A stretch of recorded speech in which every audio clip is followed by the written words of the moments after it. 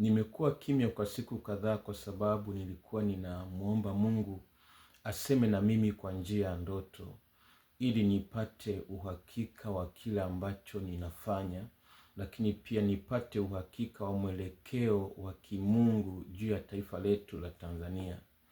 Basi tarehe 13 ya mwezi wa 12 mwaka huu 2025 nikaota ndoto. Hiyo siku nilala muda umeenda sana, ilikuwa kama saa 10 hivi ndo nikalala, saa 10 alfajiri. Nikamwambia Mungu, natamani unionyeshe ili hata kama kile ninachokifanya niwe na uhakika kwamba ninakifanya kwa usahihi au wapi nijisahihishe. Maana unajua Mungu kama huwa anasema na wewe kwa njia ya ndoto na inatimia, unakuwa na uhakika zaidi akikuthibitishia kitu kwa ndoto. Basi usiku huo nikaota tuko kwenye kongamano kubwa la Afrika na ajenda kubwa ilikuwa ukombozi wa bara la Afrika. Yaani ilikuwa ni kama tuko kwenye mapambano ya ukombozi wa bara la Afrika. Na hapo waliokuwa wengi ni vijana. Watu wazima walikuwa ni wachache, lakini wengi walikuwa vijana. Lakini pia hawakuwa tu vijana bali walikuwa vijana wa dini pande zote, amini wa Kristo na Waislamu. Hao ndio niliowaona kwenye hiyo ndoto. Basi mimi nilikuwepo pale, sio kama mhusika mkuu, bali nilikuwepo pale na nilikuwa kwenye ndoto pia nilikuwa najiona kama ni mtumishi wa Mungu. Kwa sikutaka nishiriki sana kwenye habari ya ukombozi wa bara la Afrika, maana ndani yangu nilikuwa nashuhudia wito wangu ni tofauti, ni kazi ya Mungu. Lakini kuna wakati ambapo niliona wanavyojadiliana na kupanga mipango hawaelewani. Maana ilionekana ya kwamba samani, naomba niweke wazi hii ndoto, maana naweza nikaficha kitu na siwezi kujua Mungu alikuwa anakusudia nini kunionyesha kwenye ndoto hiyo. Maana kuna wakati nimewahi kuficha kitu na kikatokea kwenye hili ndoto ya maandamano ya machafuko. Kwenye hii ndoto ilionekana kwamba Waislamu walikuwa na ajenda nyingine zaidi. Yaani walikuwa na ajenda ya pili. Ajenda ya ukombozi wa Afrika sawa, lakini ndani yake kulikuwa kuna ajenda ya dini yao, kuenea kwa dini yao. Kwa hiyo kuna wakati ambapo hoja zilipokuwa mjadala ulipokuwa unaendelea kwa habari ya ukombozi wa Afrika, kuna wakati walikuwa wanageukia upande mwingine, yani wanatutegea mgongo. Kwa mimi nikiwa pale, nikawa ninaona kuna wakati wanatofautiana. Kwa hiyo nikaona kama mtumishi wa Mungu, nikaona kwamba acha nitumie hekima kuwaweka pamoja, maana hili jambo analolifanya sio kwa ajili ya dini, ni kwa ajili ya kila Mwafrika. Basi mimi nikasimama na nikaamua kwamba nijitahidi sana nisigusie dini ya mtu, nisiegemee upande wowote. Basi nikaanza kuongea mahali hapo. Lakini kwenye kuongea kwangu nikajikuta kwamba nimeongea kitu ambacho ni cha kiimani bila kukusudia. Kwa hiyo Waislamu wakainuka juu yangu na wakataka wanipe laana. Na laana yenyewe ilikuwa ni kwamba kunipa shilingi 10, yani kila mwenye shilingi 10 Muislamu anipe, na hiyo itafanyika laana juu yangu. Basi ndani yangu nilikuwa nasikia ujasiri mkubwa wa Mungu niliye naye, kwamba hiyo laana ambayo wanataka kunipa haitatimia kwenye maisha yangu. Kwa hiyo nikawa na ujasiri wa kuambia sawa, naomba mnipe hiyo laana, lakini haitatimia. Ndani yangu nilikuwa nasikia hivyo. Kwa hiyo kaanza kunipa hizo shilingi 100, nikaanza kuzipokea kwa moyo mweupe na kwa ujasiri. Lakini baada ya hapo nikaanza kuwaelezea kila ambacho Mungu amekuwa akinitumia. Nikawatolea ushuhuda wa jinsi ambavyo nimeombea zaidi ya wanawake 20 ambao walikuwa na changamoto za kutopata watoto na wakapata watoto. Na ni kweli Mungu amekuwa akinitumia eneo hilo na maeneo mengine uponyaji. Basi ndoto ikaishia hapo, lakini kwenye hiyo ndoto kabla sijasimama kutaka kuwasuluhisha, kuna mtu ambaye aliinuka akaleta hoja fulani kwamba akawa anakumbusha kwamba kipindi kile cha harakati za ukombozi wa mataifa ya Afrika, kuna Mhindi mmoja, kiongozi mmoja wa Hindi aliacha ametoa wosia kwa viongozi wa Afrika, yani kwa Waafrika, kwa habari ya ukombozi wa bara lao. Kwa sasa wakawa wanatamani kurejea. Ndio hapo sasa ugomvi pia ulipo, yani kabla sasa hawajarejea, ugomvi ukawa unaendelea kuinuka. Basi mimi nilipoamka kwenye ndoto nilikuwa kama sielewi hivi, kwa hiyo nikawa sijaizingatia. Lakini mchana nikiwa kwenye utulivu nikawa nakumbushwa ile ndoto ndani yangu. Kwa ikabidi nianze kuichukulia serious. Unajua kuna wakati mwingine usipoielewa ndoto, anza kuiandika. Omba Mungu, anza kuiandika. Kuna namna Mungu atakuwa anakupa ufunuo. Kwa hiyo kwenye ndoto hiyo nikaanza kuwa nakumbushwa baadhi ya vitu. Jambo la kwanza, ukombozi wa bara la Afrika. Kwa nikajifunza jambo moja kwamba Mungu ana agenda na ukombozi wa bara la Afrika. Kwa lugha nyingine, ukombozi wa bara la Afrika ni agenda ya kimungu. Kwa nikajifunza kama ukombozi wa bara la Afrika ni agenda ya kimungu, basi tunatakiwa kumtanguliza Mungu zaidi. Tumtangulize Mungu ili tupate mwelekeo wa Mungu wa kila ambacho tunakifanya. Ni sawa na wana wa Israeli walipokuwa wanataka kutoka Misri kwenda kwenye nchi yao ya ahadi Kanaani. Walitakiwa, ni kweli ilikuwa ni wakati wa kuondoka, lakini walitakiwa kumsikiliza Mungu, kumfuata Mungu, maana agenda ya ukombozi wao kutoka utumwani Misri haikuwa ya kwao wala haikuwa ya Musa, ilikuwa ni ya Mungu. Kwa walitakiwa kumsikiliza Mungu, na ndio maana hata Musa mwenyewe ambaye alikuwa amechaguliwa kuwa kiongozi, alikuwa bado anaenda mlimani, anakaa hata kama ni siku 40. Tunaona alienda kukaa siku 40 ili tu Mungu aseme naye. Kwa sababu gani? Kwa sababu agenda ya wao kutoka Misri ilikuwa ni ya Mungu. Kwa walipaswa kumsikiliza Mungu. Kadhalika na sisi kwenye ndoto nikajifunza kwamba agenda ya ukombozi wa Afrika, agenda ya ukombozi wa taifa letu la Tanzania ni miongoni mwa agenda ya ukombozi wa bara la Afrika. Kwa hiyo ni agenda ya kimungu. Na ni kweli nikawa na relate kwamba wakati 2021 nikiwa ninamuomba Mungu kwa ajili ya uamsho wa Injili, nafunga siku 200, Mungu alikuwa akaanza kunionyesha pia kwa habari la taifa la Tanzania. Mojawapo ni hayo machafuko niliyoonyeshwa tarehe 24 mwezi wa 3 2023. Maana yake pamoja na uamsho ni moja kwa moja ni agenda ya kimungu, lakini pia ndani yake kuna ukombozi wa Afrika. Kwa hiyo ni kitu cha kwanza. Na ninaposema kwa habari ya uamsho, simaanisha kwamba ninalenga kugawa dini zetu, bali ni kwamba unajua Mungu ametupa uhuru. Lakini pia naomba nirejee kwamba hizi dini tuliletewa na watu. Mfano kwa Afrika kuna wakati ambapo tulipoteza dini. Ilo ukifuatilia kabisa, dini imekuja bara la Afrika karne ya kwanza kutoka ikaingia kaskazini mwa Afrika, lakini baadaye ikaja karne ya 4 ikaingia kule Ethiopia na Sudani kama sikosei. Kwa hiyo Afrika imekuwepo na dini, lakini pia hata kule Zanzibar watu wa kwanza kuleta dini walikuwa ni Wakristo. Kwa hiyo dini ya kwanza kuenea Zanzibar ni Wakristo. Baadaye Waarabu walipokuja ndio Uislamu ukaenea. Kwa hiyo maana yake dini tulizo nazo kwa sasa zimeenezwa na watu waliokuja, walikuwa na agenda yao kutawala bara Afrika kwa ukoloni, lakini pia na kueneza dini zao. Kwa sasa tupo wakati mwingine kwenye dini ambazo tumedhilisi kutoka kwa watu waliotupa. Kwa hiyo kuna wakati ambapo Mungu anataka sasa tuanze kuchanganua pia sisi kama sisi, unachambua mbivu na mbichi, kipi ambacho ni sahihi.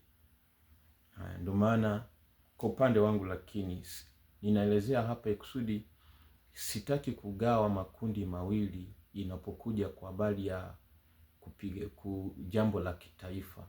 Natamani kutenganisha dini ibaki kuwa dini na jambo la kitaifa libaki kuwa jambo la kitaifa, kama ambavyo watu wengine ambao wamekuwa kipigania mataifa yao walikuwa na dini zao, lakini walikuwa naweka pembeni dini zao ili wanaposimamia kwa jambo la umma basi wasimame kwa jambo la umma.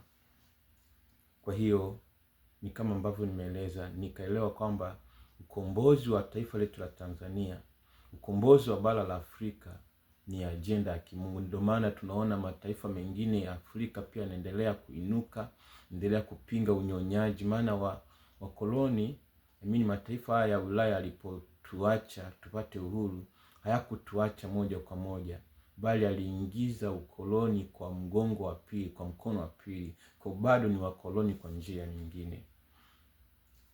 Okay, jambo la pili ambalo nijifunza kwenye ndoto hii, kwanza ilibidi sasa nirejee huyu kiongozi wa Wahindi ambaye aliacha ametoa ushauri kwa bara la Afrika kwa habari ya kujikomboa kwa viongozi wetu wa zamani. Mimi sijasoma historia sana kivile, kwa hiyo kwenye maisha yangu sijawahi kufikiria kama Wahindi wamewahi kushiriki kwenye ukombozi wa bara la Afrika. Kwa ikabidi niingie mtandaoni, nika Google kuangalia mchango wa Wahindi kwenye ukombozi wa bara la Afrika. Nikaona kwamba Wahindi walikuwa wametawaliwa pia na wa British, Waingereza. Basi wakapambana wakapata uhuru wao mwaka 1947. Basi ikabidi sasa nianze kufuatilia walivyopata uhuru wao. Lakini kabla sijafuatilia, nikatamani niende moja kwa moja niende kwanza nikamsachi Mwalimu Nyerere na uhusiano wake na Wahindi kwenye kupambania bara la Tanzania na bara la Afrika. Maana ni moja ya viongozi ambao walisimama imara kulipambania sio tu taifa lake bali bara zima. Kwa hiyo nikasechi nafasi au ushawishi wa bara la Afrika au kiongozi yoyote ushawishi wa Wahindi au kiongozi yoyote wa Wahindi kwenye harakati za Mwalimu Nyerere. Nikatamani nianzie hapo. Nikaona kwamba Nyerere, moja ya vitu ambavyo filosofi moja hapo aliyoitumia kutoka kwa Wahindi ni filosofi moja ambayo aliitoa kwa Mahatma Gandhi. Mahatma Gandhi ambaye aliongoza harakati za ukombozi wa bara la Wahindi, alikuwa na filosofi ya non-violence resistance, yaani kwamba migomo isiyo na vurugu, ambapo alihamasisha umma kugoma, watumishi wengine wa umma kugoma. Kwa hiyo kukawa na migomo ambayo haiathiri uhai wa watu moja kwa moja kwa kuingia vitani au kuchoma vitu, ila ikawepo migomo. Mfano wafanyakazi wanagoma, kwa ni nani violence resistance. Kwa akatumia mobilization ya umma na kampeni mbalimbali. Kwa hiyo nikaona kwamba Nyerere, moja philosophy aliyoitumia ni pamoja na hiyo ya Mahatma Gandhi. Lakini pia Nyerere alitumia pia social ethics yani zile asili zetu, moral values au social values za eneo husika. Kwa akatumia values zetu ambapo taifa lilikuwa linaishi kwenye ile communalism, ile ujamaa. Kwa akatumia hiyo kuwaleta watu pamoja, filosofi ya ujamaa, ili kwamba kuwaunganisha watu kulingana na values zetu, kwamba sisi tumekulia kwenye ile mambo ya umoja. Kwa hiyo ili kurahisisha harakati zake akatumia hiyo value yetu, mila, desturi zetu kama sehemu ya mbinu zake, kwa akatumia ujamaa. Lakini pia nikaona kwamba alipokuwa Uingereza kama sikosei, alisoma philosophy moja ya, sio amewahi kuingia kwenye vita pia na wao Waingereza ya ndani kwa ndani, ambapo kuna mtu anaitwa si Fabian, inaitwa si Fabian ni nini, kwamba ambapo alielekeza kwamba badala ya kutumia devolution change inabidi utumie gradual democratic change, yani kwamba badala ya kulazimisha umma ubadilike moja kwa moja, basi akatumia gradual, yani kubadilisha umma kidogo kidogo kidogo kidogo. Maana unapoubadilisha umma kwa ghafla kunaweza kutokea madhara au unaweza usipate matokeo sahihi, lakini anza kuwabadilisha, usiwalazimishe papo kwa papo. Lakini pia nyingine nikaona alitumia socialism. Mimi lengo langu alikuwa kuangalia sana hayo. Nilikuwa nataka tu kuona ile ndoto ambayo niliota inamhusisha kiongozi wa Wahindi ambaye alitoa ushauri, na huo ushauri nikaupata kwamba Mahatma Gandhi alitumia moja filosofi iliyomsaidia kupata ukombozi ni non-violence resistance, na kweli Mwalimu Nyerere akaitumia na akaikopi. Kwa nikaendelea kulileti ndoto niliyoota na hiki ambacho nimethibitisha. Lakini pia kwenye kuendelea kufuatilia, sisi ilinipa muda. Kumbuka leo ni tarehe 15 mwezi wa 12 2025, lakini nimeota tarehe 13. Kwa nilikuwa nikiendelea kumuomba Mungu, lakini pia nikifuatilia ili nipate yani picha halisi ya hii ndoto. Pia kwenye nikiwa nafuatilia sasa, ikabidi pia nianze kufuatilia juu ya ukombozi wa Wahindi, uhuru wao waliupataje. Kwa nikagundua kumbe ndani yao pia walikuwa ni makundi mawili yenye dini tofauti. Walikuwepo wale wa Buddha na Waislamu. Kwa hiyo kwenye harakati zao wakajikuta kwamba wamejigawa, kuna kundi la Waislamu na kundi la Wabudha, ila kundi la Wabudha walikuwa wengi. Kwa sasa nikawa na relate na hii ndoto ambayo nimeota ndani yake kwamba kulikuwa na nini, kulikuwa na kundi moja, lakini ndani yake likawa na mtazamo tofauti. Maana wengine wakaonekana ya kwamba yani sio tu ukombozi wa bara la Afrika bali pia kuenea kwa dini yao. Basi kwa nikawa naendelea kupata picha.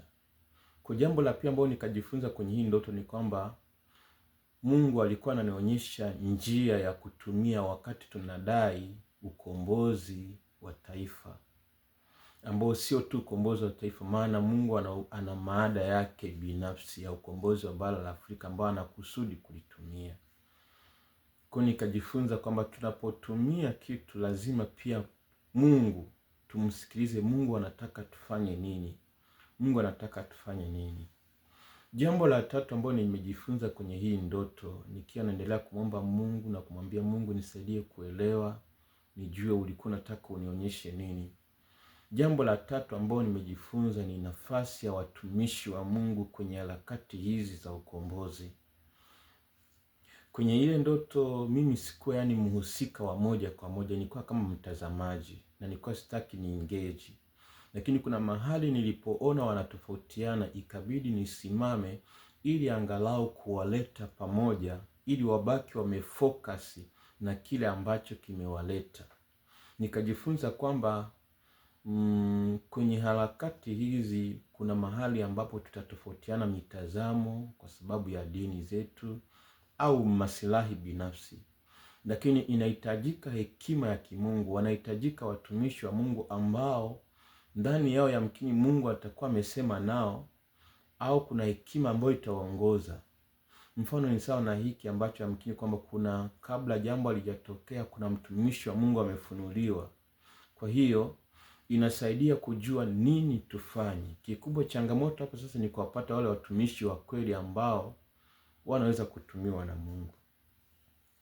Na wakati nikiendelea kutafakari mahali hapa, nikiwa ninaomba, nikasikia ndani yangu naambiwa kitu ambacho sikuwahi kukiwaza. Wakristo mnafahamu Biblia imetabiri kwamba siku za mwisho kutakuwepo manabii wa uongo, ambapo leo tunaona ni wengi. Sasa nikasikia ndani yangu leo ni jana naambiwa kwamba kuwa nabii wa uongo sio kazi ngumu. Labda kuendelea kuwa nabii wa uongo ndo kazi ngumu.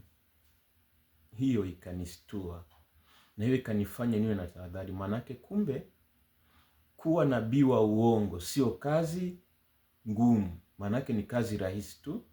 Unaweza ukajikuta umekuwa nabii wa uongo, ila kuendelea kuwa nabii wa uongo ndo kazi ngumu ambayo inatakiwa uamue. Kwa nini nimesema hivi? Naomba nimrejee mtumishi mmoja kwa uwazi, maana lengo langu nimekuwa nikisema kwamba pale ambapo natamani kumsaidia mtu privately na ikaonekana imeshindikana, Yesu alituonyesha njia za kusaidia zingine. Moja wapo ni kutumia umma.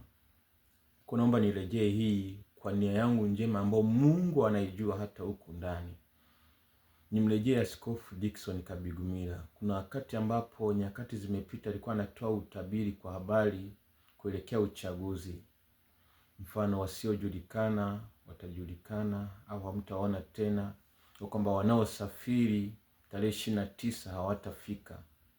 Lakini mpaka tunavyoona hivi, uchaguzi hata kama ukufanyika lakini upo na serikali imeundwa. Ni sawa na nilikuwa namwambia mtu kwamba ni sawa na Sauli, ingawa alikataliwa na Mungu, lakini bado aliendelea kusimama kwenye nafasi ya ufalme, maana kulikuwa kuna wakati wa Mungu wa kuendelea kubaki pale.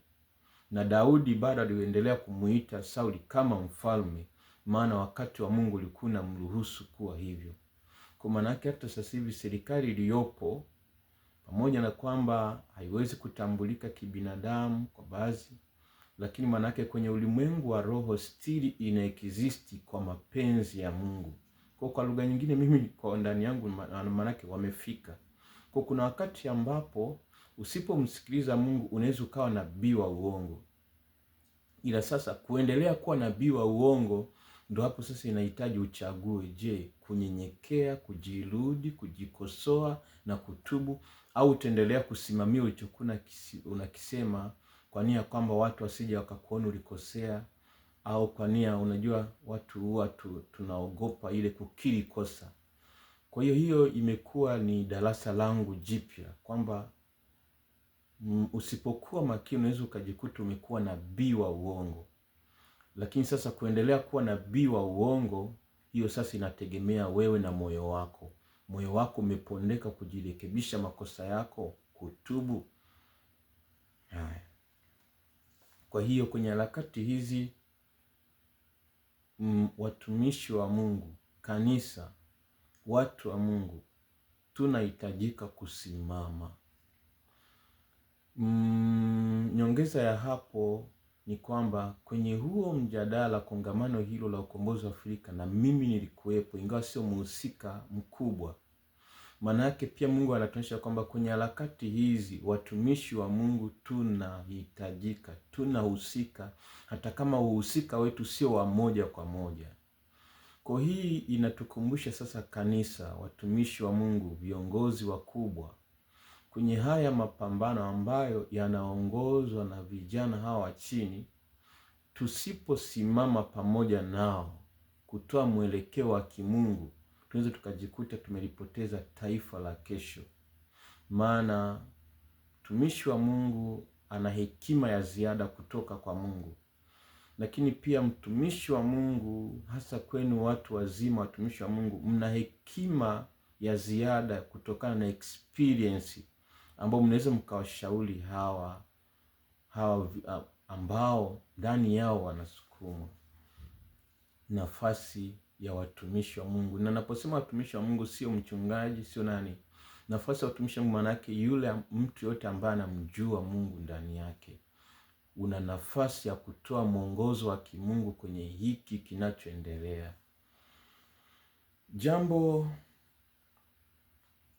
Ni jambo la tatu, ni la nne. Jambo la 4. Jambo la nne ambao nimejifunza mahali hapa, kwenye ndoto ilikuwa inaonyesha kwamba waliokuwepo wengi mahali pale ni vijana.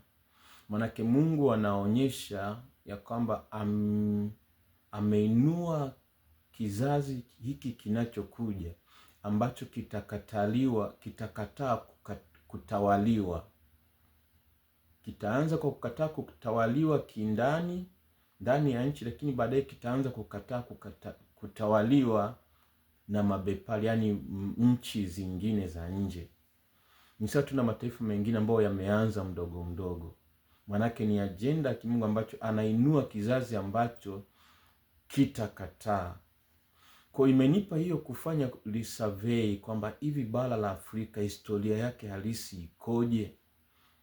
Nikajifunza bara la Afrika hatujawahi, sio kwamba tumekuwa duni siku zote kama ambavyo historia ya leo inatufunua. Bali ukiangalia mambo mengi ambayo leo yanaendelea, sayansi ya kwanza nyingi iligunduliwa bara la Afrika. Mfano kwa habari ya ufuaji wa vyuma, teknolojia zingine mpaka hesabu ziligundulika kwanza Afrika. Kwa Afrika limekuwa ni bara ambalo linaongoza hata kwenye uvumbuzi wa teknolojia.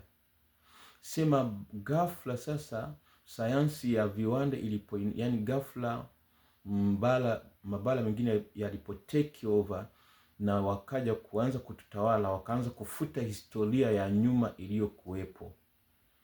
Kwa hiyo ikabidi sasa nianze kufuatilia. Kwa kuna mambo mengi sana ambapo zamani Afrika waligundua kabla ya mabara mengine. Kwa tumeshiriki kwa pamoja kugundua vitu mbalimbali. Sema wenzetu kuna baadhi ya vitu hawakutaka Afrika tuvijue kwamba tumeshiriki, ili tuendelee kujiona wanyonge. Yani tuendelee kujiona kama sisi uwezo wetu wa kufikiri, uwezo wetu wa kugundua vitu ni mdogo. Lakini kumbe inawezekana, maana kuna vitu tuligundua kabla yao. Kwa hiyo ubongo alionao mzungu na ubongo alionao Mwafrika una function sawa. Na wakati mwingine unaweza ukakuta hata tuna function zaidi yao, ila sema kuna namna ambayo kuna silaha ya hofu ndani yetu ilipandwa, ambayo ikatupa limit ya kuendelea kushiriki innovation zao. Maana wakakata channel ya innovation zetu, kwa hiyo na wakatunyima access ya innovation zao moja kwa moja, ili tuendelee ile fear, yani silaha ya fear. Unajiona kama wewe sio sehemu. Kwa hiyo imenifanya nianze kufuatilia baadhi ya vitu bara la Afrika, historia yake. Kwa sasa hiki ni kizazi ambacho Mungu anakiinua makusudi ili kuleta ukombozi wa bara la Afrika. Haya, hilo ni jambo la 4. Lakini pia jambo lingine ni kulikuwa na mambo 5 ambayo nilikuwa nimejifunza. Lakini anyway, ya kingine ambacho nimejifunza kwenye hii ndoto, jambo la 5 nilichojifunza ni kwamba ili kutojikuta tunaingia kwenye vita ya udini au kutoelewana kwa sababu ya misimamo ya kidini, moja, hekima ya kusema vitu kwenye mambo ambayo yanahusu jambo la pamoja, kuweka pembeni misimamo ya kidini. Nakumbuka kwenye ndoto nilionyesha kwamba niliposimama sikutaka kuongea kwa msimamo wa imani yangu, maana nilikuwa naweka wote sawa. Hiyo ni hekima ambayo nimeiona kwenye ndoto ambayo nilitumia. Manake Mungu alikuwa anaonyesha tu, maana Mungu anakuonyesha kitu ili uweze kuelewa. Lakini pia hata kulipotokea ugomvi, badala ya kwamba kuamua labda kushindana, kujibizana, nilikuwa tayari kupokea hiyo laana, lakini nikabaki kumwamini Mungu wangu na kusimama na Mungu wangu. Na wao pia Waislamu wakatumia laana kwa Mungu wao, manake ili tusiingie kwenye vita ya kidini kwa kuchukua mapanga na nini, ni pale ambapo tutaacha Mungu wetu, kila mmoja Mungu wake anayemwamini ajipiganie mwenyewe. yaani kwamba wewe umeenda kinyume na dini yangu, basi mimi sina nafasi ya kukushughulikia, bali Mungu wangu atakushughulikia. Ndio hii ambayo Waislamu walifanya kwangu, kwamba laana. Na mimi badala labda kuchukua silaha kwamba hamwezi kunilaani mimi, nakataa chukua silaha, upanga, kuua, badala yake nilimwamini na mimi Mungu. Hii inasaidia kuweka mipaka na kutoingia moja kwa moja kwenye ushiriki kwamba hiki napinga.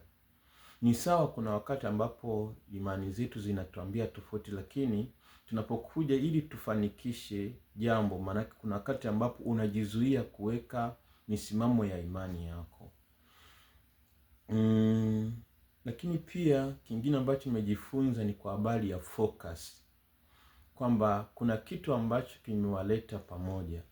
Kwa mkianza kuingiza kitu kingine, mtajikuta kwamba mmeacha kilichowaleta, mmefocus na mambo mengine. Mfano, natolea mfano, nimesema nimeamua kuisema wazi hii ndoto kwa sababu kuna ndoto nilificha na ikaja kutimia, ile ya machafuko.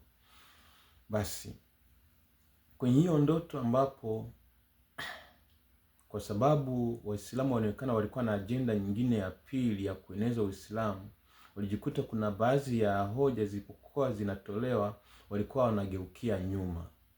Kwa hiyo mwisho wa siku hiyo, maana yake inatufundisha nini? Kujikuta lose focus.